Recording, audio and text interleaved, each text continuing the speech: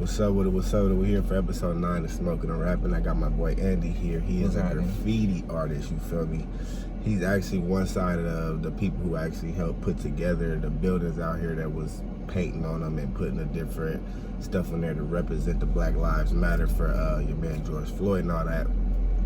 So pretty much I wanted to even, before we got into all that, like what made people even want to come down here and start painting on the buildings? Like, I mean like for us, like as artists, we feel like we have something to say, and we feel like the only way we can say it is like with art. So like in some aspects, like it's hard to like I'm not a writer, like I'm not like, I don't know how to like put my stuff into poetry, like I'm not like, I don't rap, like, but like I could draw, I could do stuff with imagery, you know what I mean? Yeah. So like I feel like that's the best way I could do it. And then I had a bunch of artists that like were willing to commit their time and their effort to make stuff look like pretty, you know what I mean? Because I understand like the message behind like writing, you know, something on the wall, blah blah blah, yeah. But at the same time, like we could do it in more artistic ways that kind of like break some barriers that people might have in their mind already. Exactly. Because it's when you like the way, like you might not always like it's just kind of the same way like when your mom would like hide the vegetables in the food. Yeah. Like sometimes people don't want to like eat the message, you know what I mean? Yeah, I feel so that. You kind of have to. But in this message, you got to think too. Like in this message, people have to damn near be force fed this message because. Yeah, basically. Like I was telling somebody earlier today, I'm like, this. Some people may feel some type of way about this interview, whatever, you feel me? But yeah. This country was built off of slavery. Yeah. No doubt about it, right? So the shit that the new generation is trying to like get people to understand and change and be better at and all this shit and be more like like as a people work together, like that shit is really gonna take a while, you feel me? Because this is what this country knows, like from damn near day one is, you feel me? Like and basically day one, you feel me? They took the motherfucker from people, and then not only that, then they brought motherfuckers over here, you feel me? This shit not built off on no we together, you feel me? This shit it's built off of stolen land and stolen people, you know what I mean? Exactly. That's the shit. And that's why I feel like the art and shit like that is cool and is a good message. That's why I even said I wanted to come down here and get a little bit of art and like interview somebody who actually was there, because I wanted to understand like what was, from the artist perspective, like what made y'all actually even want to come down here and be a part. And then you, as far as that, you a minority, you a Mexican, but you're not a black man, you know what I'm saying? Like, so what made you even want to be a part of that movement, knowing like this was for some Black Lives Matter shit, but you not being a black life came out here and still wanted to donate your time and the way they always like for instance, like it's like the bully in school, right? Like the bully will call it like white supremacy, you know what I mean? We'll call the bully white supremacy. And the bully in school, he always has his favorite kid he likes to pick on, right?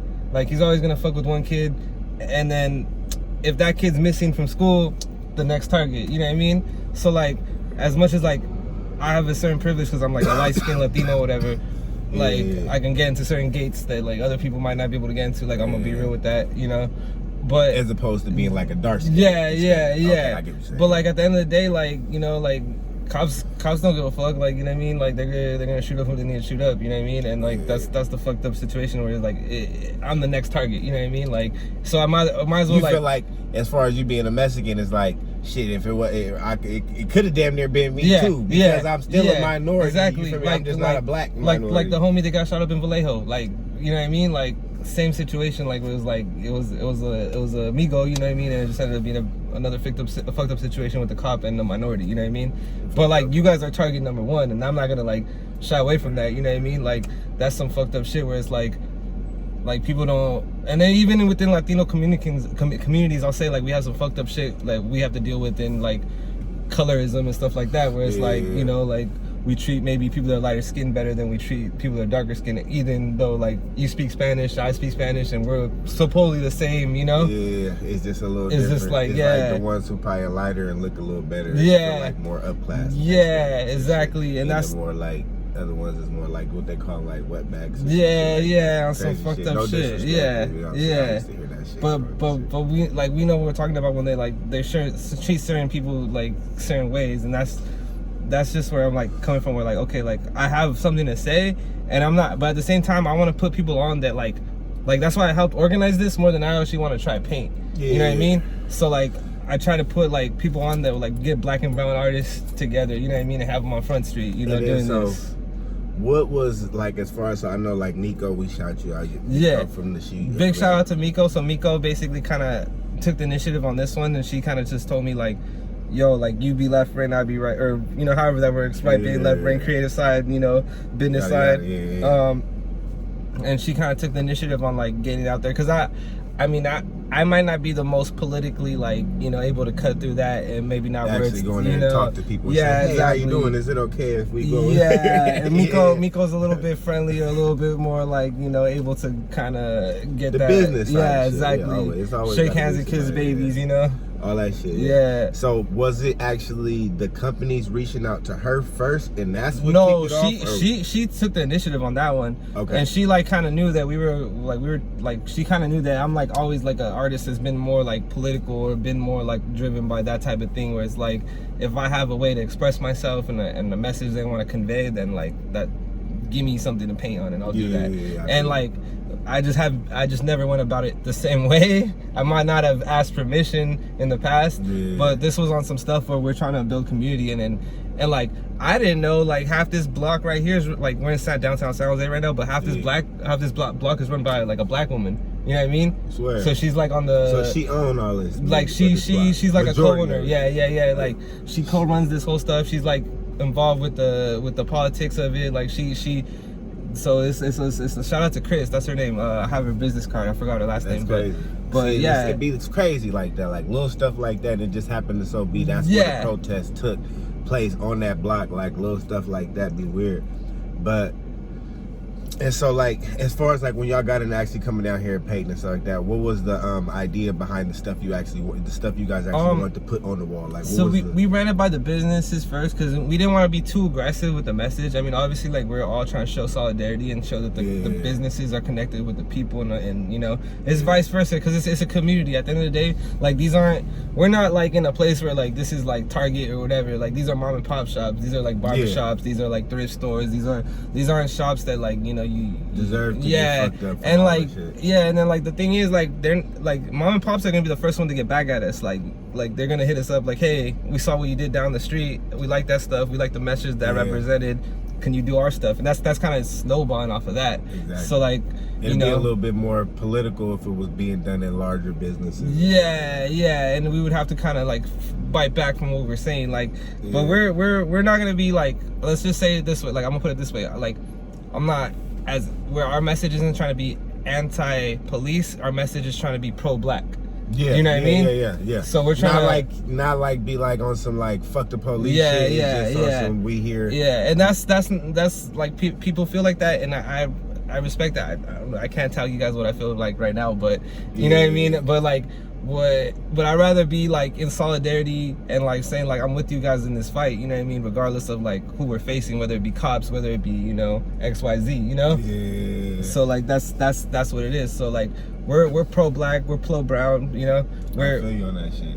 And I feel like at the end of the day, bro, like the world does need togetherness. I'm one of those people that I just do. It's kind of like if you get in a fight, no matter how many protests we do, no matter how many paintings we do, and sometimes what it does is it gives the government like a right to like give like a band-aid over the shit. You feel me? And it'll make people think like, oh, okay, like that's why I was saying, like that's why I'm one of the people, like I haven't protested at all. I haven't went to any protests. I be working, but I'm behind the movement, all that shit. But I'm also one of the people that feel that if people are gonna be out there protesting, I do feel like it should be some demands behind them protesting. Most definitely. I feel like if we gonna do this every day or every weekend or every night or whenever they organize these things, the message, in my opinion, behind it should be, we're not gonna stop this shit until X, Y, and Z changes legally.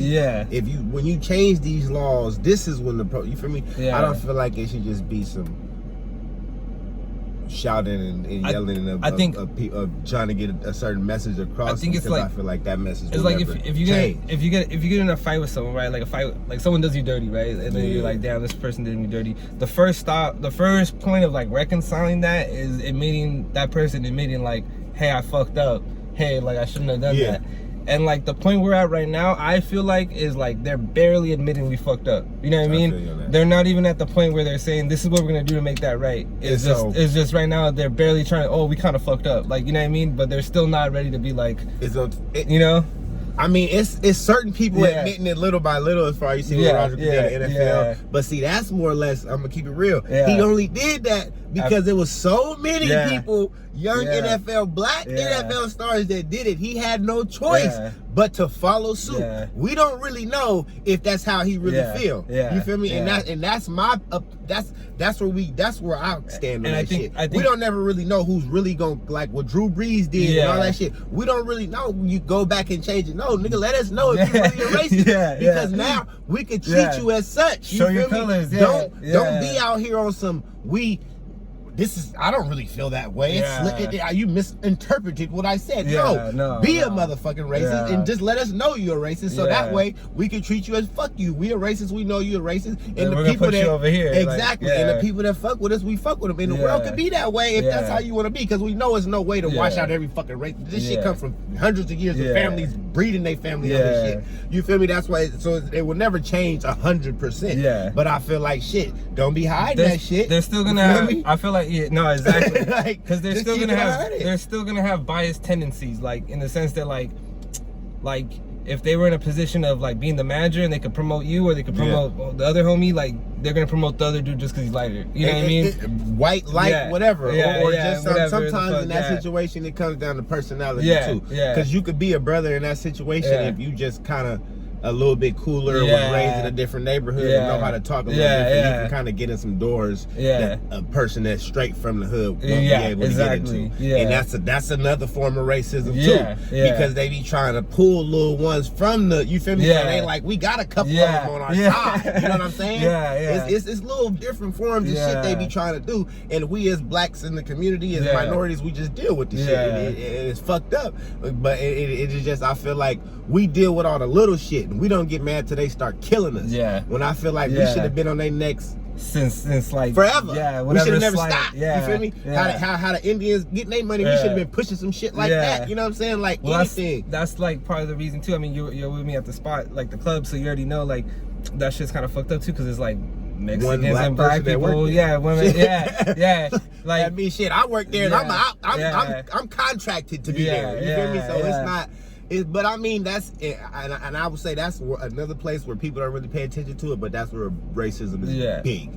You don't really walk into too many cannabis clubs and see minorities working in that motherfucker. You see pretty Mexican girls all day, but you don't see black girls all the time. Ever you go to a couple of them, they getting better in certain cities. But the majority of cities you go to, you don't really see too many. But I mean, just in the industry overall. And you seen our customers too. Our customer base, a good majority of it is black people. Like, you know what I mean? Exactly. So like that's because that's where the money been coming from years off the weed. You know what I'm saying? But people, I feel like I kind of understand in that industry because they on some we be stealing. So they like, if I let you immediately know where all this weed and all this money and all this shit is, I have to worry where you steal it. And that's, as minorities, we gotta eat that bullet, because we do motherfuckers be stealing. You feel me? Robbing, all type of shit. Whites do it too, but you feel me? It's like they're not gonna get caught on it. Exactly. Like they do bigger shit, like white collar crime. That's where white collar crime came from. They do shit that's back door. You feel me? They're not gonna run up in no shit with no gun. They gonna take all the money electronically. And y'all gonna be trying to figure out who the fuck took all that shit. But besides all that though, but it's just, for me it's fucked up, because it's like, yo, like I'm old enough to remember like getting caught with weed, and you got to take classes and shit like that. But like there's people like generations before me, like Mexican, like black people, did you doing years for that shit. Protest though? I protested like a little bit. I protested on Sunday. Sunday I was out here a little bit. But I was just, I'm not gonna be like that was the main reason I was downtown. I was out here doing these murals. So it wasn't like I came out here. But like, so before even like, so you didn't happen to go to any of the protests when the shit was hella crazy and all that shit? My roommate went out to that shit and he came back fucked up. Like shouts out to my roommate though, because that fool's on DACA, so that fool's not even like, he's not even I'm gonna keep it on the low because I don't want to put shit on blast, but he's not even technically a resident. So if that fool got caught up in this shit, like they could have sent his ass back. Like so he got was with the shit. Police. So he got fucked up. He got hit by a rubber bullet. He got a fat ass bruise. That shit's fucked up. But like Yeah, that shit crazy. So he was actually out there front line Yeah, with it. yeah. And so basically, he was at the house chilling. I was working, but like I fucking got home and he's like, "Yo, don't come out here," because I thought it was gonna be some like peaceful shit. Yeah. Like, so San Jose doesn't really pop off like that. Like, sounded like, which was kind of crazy, but apparently the cops popped it off. Like, it wasn't. Yeah, I mean, shit. It was so many protests all around. They ended up getting to the point of violence. At some point, I believe the first ones, anyways. You know what I'm saying? So it's kind of hard. Every situation was different. In some situations, the police probably kicked it off. In some situations, the people probably kicked it off. Yeah. So it's just like the end result was all violence at the end, anyways. Though, but I mean, it's just like anger, like a lot of anger, and I feel that. Like I don't know, like. I mean, shit is built up anger, and then you gotta add in too. Not only is the built up anger from all this shit, you had a lot of the people that was out there. They've been in their house. They mad about a lot of that shit too. You know what I'm saying? A lot of the people that probably was out there probably was on unemployment at the time, or still are. So they didn't have nowhere to be. So you know what I'm saying? You kind of gave them something to do on top of that anyway. So. You gotta kind of, it was like a powder keg. Exactly. And racism is always gonna be a double-edged sword, bro. Like, we're never going to 100% get through that shit, but I feel like I feel like this situation probably more than any other situation, because how different the next generation is. It's hitting people a little bit more. It's letting people, it's certain people who probably might not have ever even been racist, but might not have called it out. Mess with black people like that before. You know what I'm saying? Like, 'cause you know, some people that's not racist, they just don't be around black people enough to understand them. So now it's some people that will spend more time to be like, let me get to know them more, so I can kind of understand what they really feeling, you know. Before it probably was some people that was just like, you know. Like, and for some people, that's not racism. That's just their way of peace, you know. Like, or they just stay within their own people, like exactly. And it just don't happen to be blacks, you know what I'm saying? Like, no, for sure. And that's how it happens with some people. You know, it takes them to have to be in a situation at work or something school or something like that to have to actually start understanding and being around actual minorities on the regular and shit. No, that's real. Like, that's one of those things where it's like, I grew up in it was weird because like basically like the area that I grew up in, I'm from West San Jose, but like we borderline with Campbell, so like a lot of times they would like send like the Mexicans to like the white neighborhood like school over there just to like diversify it up. But it was cool too because like we saw like a lot of like my black friends were from like middle class out there in Campbell, so like they're like their parents were like all like they still have decent lives, and that's what people don't really understand, and that's what they get all blacks not, and that's why like exactly, and that's why like the mentality that in the suburbs their whole life, and that's why that mentality of like oh, like, you know what I mean, like, oh, whatever, negative. But like, I'm like, dude, like, your mom's like a doctor, like, or your mom's like XYZ, like, my mom's like works at, you know, whatever, like, but like, that's one of those things where I was like, okay, like, you kind of TV and shit, that's just how they thought they was supposed to be. And it's even worse now with the internet, the social media, and the way the rappers is now is way. It's good to see even that. The white kids want to be that. Yeah, exactly. But like, it's good to see that, like, okay, or like most of like the people that I've met, like from like college or whatever, like I kind of stopped going to school and stuff like that, you know what I mean? But they're still on it, and I'm like, okay, they're all like brothers and stuff, and they're like grinding for that shit. But like, that makes me like more like, okay, like in San Jose or in the Bay Area, like there's a certain urgency of like education that you don't see like in other parts, or like like we're kind of lucky in that sense that like we have like people that like are from the hood or like have like, you know, that type of perspective, but they're willing to get educated and they're willing to kind of like push forward and like bridge that gap. Probably more than probably any other place, probably mixed up more than a lot of other places. And we're kind of lucky because like, I mean, like you go to like, it's kind of fucked up, like you go to LA they're a little bit more like against each other, you know what I mean? But that's because the whites is always up there. It's always been like they up there down there. And that's just another form of racism. Like that's why I say like racism. That's why I say when I say this shit will never end, they will always find a way to flip it in a different way, shape, or form. If they not sending the cops to kill us, they gonna stop us from buying property. It's gonna be something. You know what I'm saying? It's never gonna be. It's never gonna be where it's just like 100% we're free of racism. No, but I do feel like this incident may have got a couple people to switch over and be more open about. How do you feel about what's like? going on? Because like the thing I always liked is like, I'm gonna bring it back to like, you remember like FUBU, like For Us By Us, like that's like the mentality I feel like some people have to have about shit, because like you gotta just like you gotta put your own people on or something to a certain extent. Like that's that's what we do need to do, bro. But I feel like with minorities, that I think that's so hard because our people don't always have the most money to spend. Or if they do, they're gonna spend it on something else. We haven't got to, as a people, we haven't got to a point where I'd rather shop at this store than Walmart because you know what I mean. Just because they're black. I don't care how many of you people say that shit online. I'm a black entrepreneur. I post the shit online. You motherfuckers don't do that shit. Like it's just people, like a lot of people just like to say it, bro. It's not. They're not really out here on some, like, you feel me? Like me, like you're the first person that's not black that I interviewed, dog, and I'm on episode 9. That's tight. That's tight. And it's not. And it's just like, for people, they have to understand when we're trying to put our people on, what are you really doing to try to put our people on? And a lot of people just use social media and the shit like that just to say it. They're not really out on some like, I really want to change our people. I really want to help our people. They just want to say it. That's the thing too, is like saying it. They don't. You know what I'm saying? And like, I'm ready to have that conversation with anybody about like whatever. Like, you know what I mean? That's part of the thing, is like some people are ready to have that conversation. Like, as much as they say like, oh, Black Lives Matter, but then when you talk to them about like the issues, you're like, oh, okay, we see where you really stand. Like you were talking about with Drew Brees. You know what I mean? Like Drew Brees will be in the locker room like, good job, good game, blow the whistle, and like, well, now what? Like, but see, that's what sports and rapping and shit like that. That's it's always been like, they'll fuck with us while we're in our form of entertainment that we do well. You feel me? Like when we're winning the game for their team, or we're making money for them selling out that arena, it's fine. But the moment that is done, you right back to a nigga. I don't care.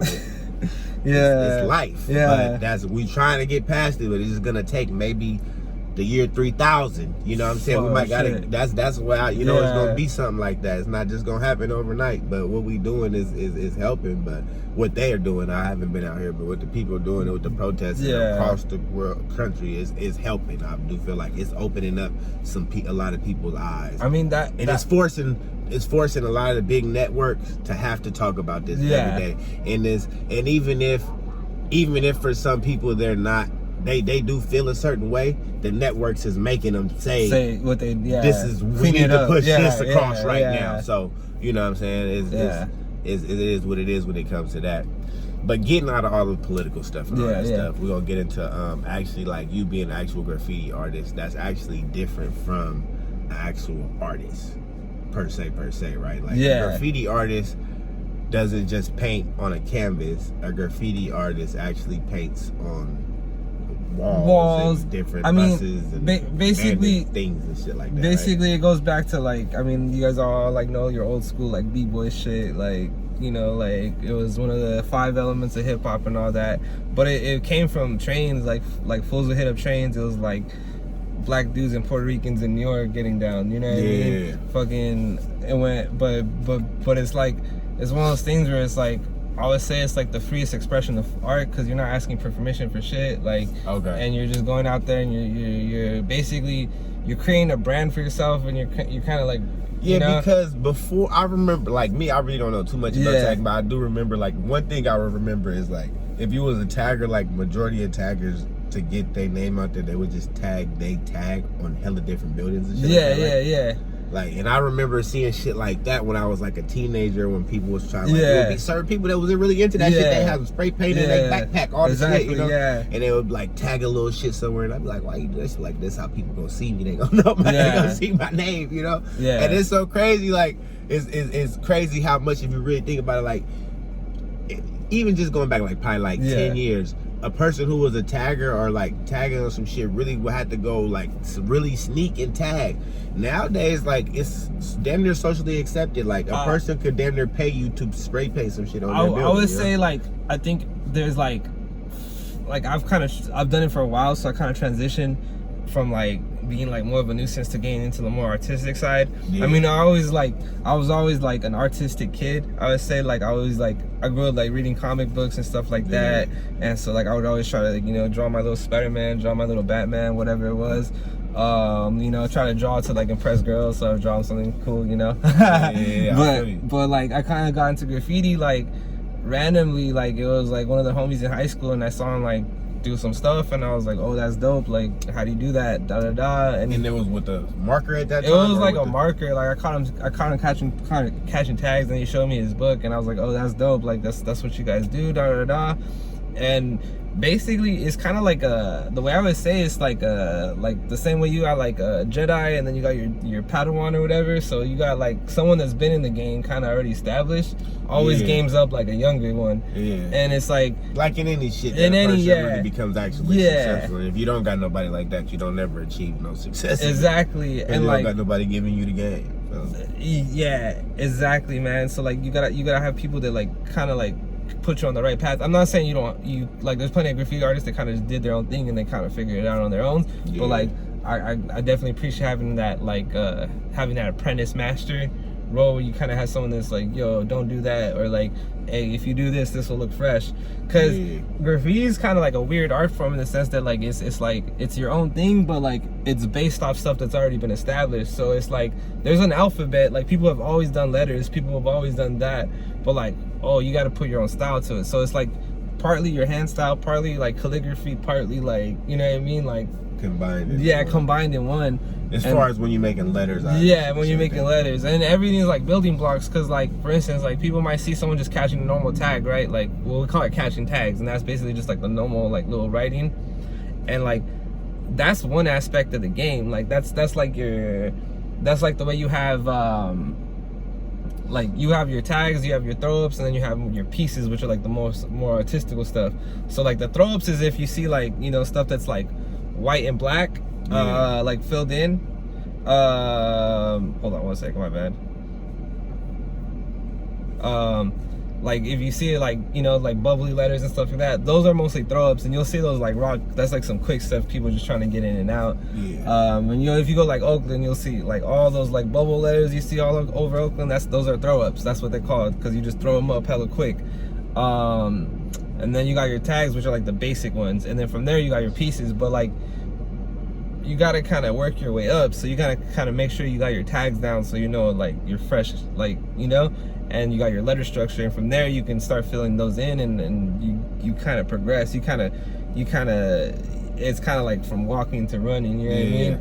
So basically when you tag her, or what's the we were like, you hit the books, that's what we tell you, you hit the books. So you work on letters and shit first. And then after you get letters down and you get hella good with tagging letters and shit like that, then you start doing a different style. And you do like more complex stuff, and you learn composition. You can just make up shit basically. Like, you kind of have, because I have seen like different shit where it's just like, what the fuck is that? But you can tell a motherfucker like that's their logo, but they just made it up over time, you know, because it'll be, I've seen some shit on moves like, oh, this used to be my first tag, now it's this shit. You know what I'm saying? Exactly. Like, I mean, you see, I've been doing this shit for like 10 years. So like, you see straight tagging for 10 years. Like maybe more. I was like, I'm 28 right now. I'm 28 right now. So like, I started this shit when I was like 14. So like, it's a good like almost 15 years I've been on it, you know? And like, I've been to jail for this shit, you know, I've been beat up for this shit. You went to jail for this shit? I fought for this shit. So wait, hold on, we gotta get into that shit, so hold on. How you went to jail for this shit? It's basically, like, I was paying some stuff on the freeway, and then we got rolled up on by the cops. They kind of like got us red-handed, basically. You was on like one of them things at the top? No, nothing that crazy. It was like a freeway wall. It wasn't like on the top stuff. I don't really do too much climbing. I'll let you know that, guys. I'm not balanced, so that's not really my thing. Yeah, that should be crazy. Every time I drive by one of those, bro, I always wonder like, how the fuck did he do that? That's some like motherfuckers that like are hella like skinny, and most of the homies that I know that do that, they're kind of like small guys, so they kind of pull their body up pretty tough. Oh, you know, so that's what they do. But they do them on the freeway though, bro. That's why I'm like, at what time? That's like that's some like 2, 3 in the morning shit. Like that shit crazy. Dead ass. That's crazy. Was the best shit in that shit. Yeah. And then so basically the police rolled up on you, and then so they chase you, and then. Oh, they surrounded us, bro. They were pretty deep, bro. Like they were like deep. They were like probably like two cop cars deep. Okay. And they rolled up on us with the batons and shit, and they're like, "Stop or we'll beat your ass." So I was like, "All right, you know what I mean? You guys got me." They surrounded us, so we were like pretty much done. Got up out of there. Yeah, for sure. That's wild. That's wild. But yeah, it's like one of those things where it's just like it's part of the game. Like you kind of know the risks involved, and then also you have people that like just have problem with you like doing stuff. Like if you do graffiti, you kind of run into problems with other graffiti writers because it's kind of like an ego thing, you know what I mean? Like, oh, I had that spot and you went over me on that spot and blah blah blah blah. And like it's a lot of politics, which is cool because it got me ready for like a lot of other stuff that I figured out how to do, because I figured out how to, throughout life I figured out how to kind of like check my ego or like check other people's egos, you know what I mean? Yeah. And that's one of the things is like working with other artists, you kind of figure out like, all right, like this person's a little bit like out sensitive there, or this person's a little out there. I have to find out how to maneuver with different people, but make it like correspond together, you know? And then so at transitioning from going to jail from the shit just spray painting on walls, you have actually transitioned to a point where you actually have gotten paid a couple times off being a tagger, right? Yeah. Cause I learned lettering. Hold on one second, my bad. I have an artist. Someone's fucking hitting me up about a spot right now. It's all good. Yeah, like right now I'm kind of transitioning. Basically, like for me, I put a lot of like stuff into, like, that's why I say graffiti is like the purest art form, because like you don't get paid off this shit.